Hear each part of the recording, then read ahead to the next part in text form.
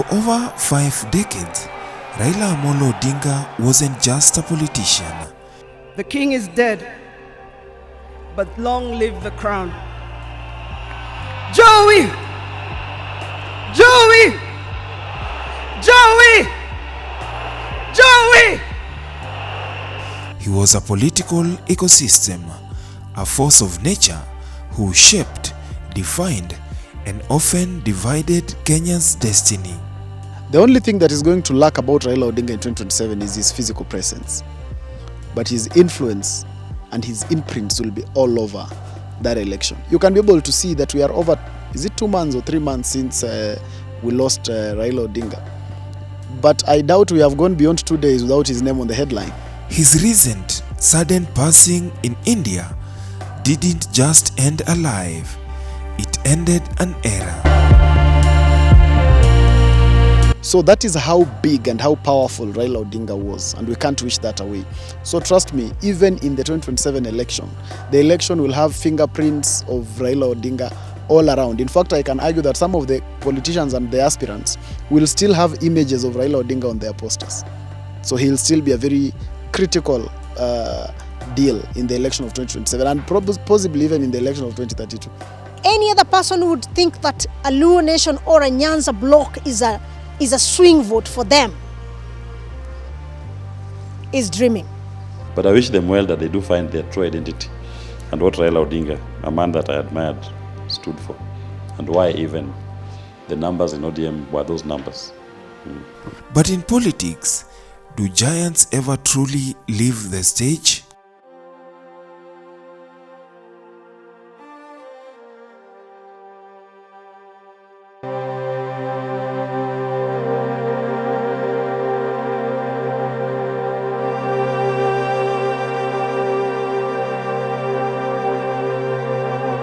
The official cause of Raila Odinga's death was cardiac arrest.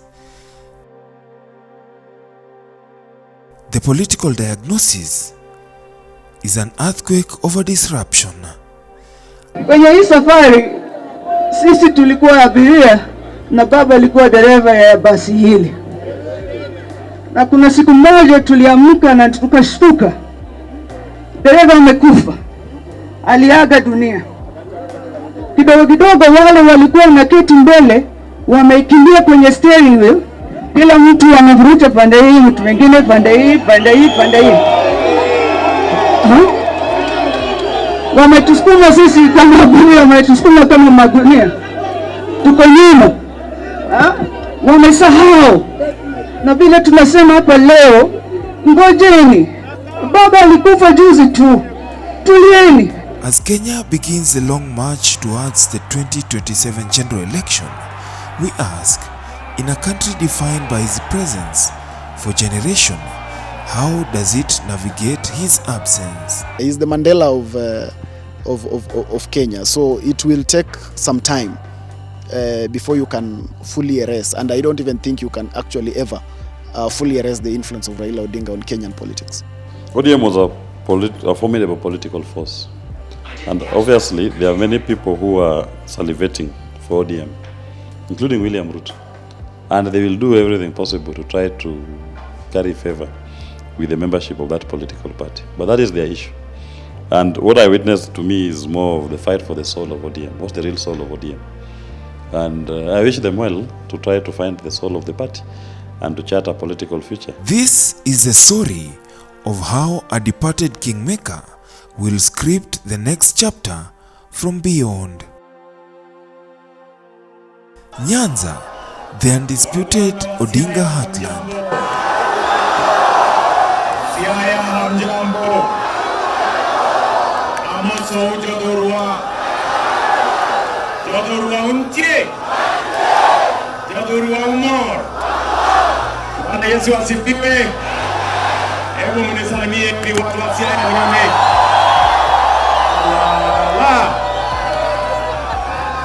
Yani nyinyi mmeamua kuamua basi ndugu zangu. But with the patriarch gone, the first war for succession isn't in the party boardroom, it's in the family living room.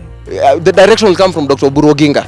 and we've heard his utterances. We hope that Daktari will speak up and clear the air and tell us about the political direction. But we know that he's the one who's presidential candidate. He's the one who will lead the party into a pre-election negotiation. Oburu Odinga will never be Raila Odinga.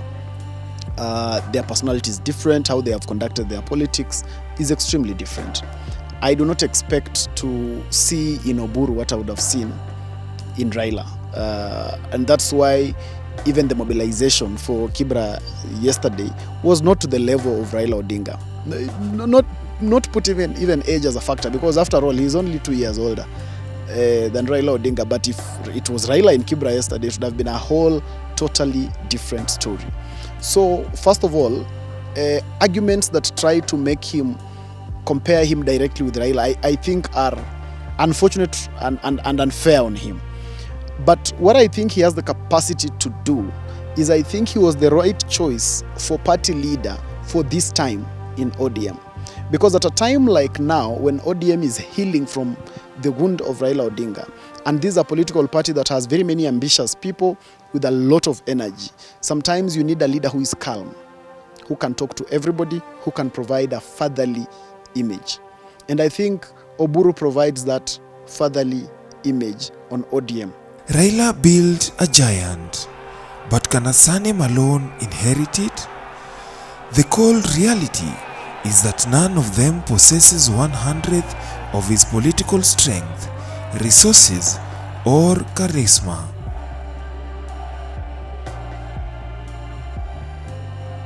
The only person whose leadership we acknowledge is Dr. Oburu Oginga. It does not matter. You could be Baba's relative, you could be the official that we acknowledge as the party leader.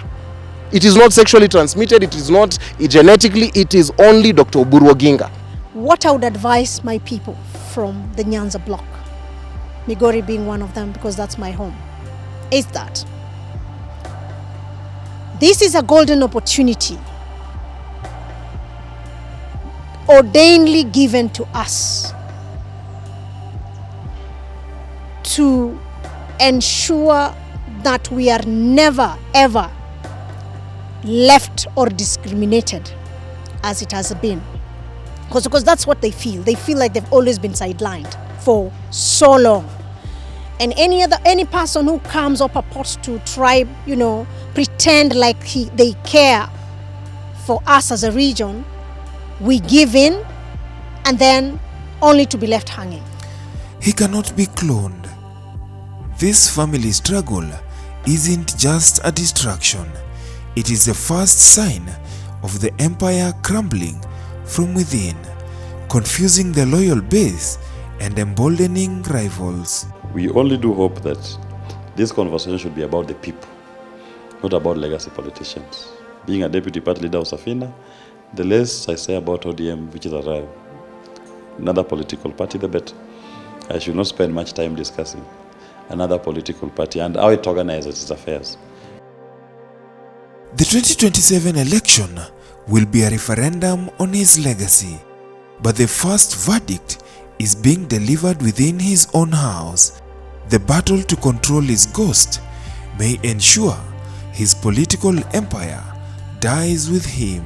The kingmaker from the grave may find his most enduring influence is not in choosing the next president, but in exposing how impossible he is to replace.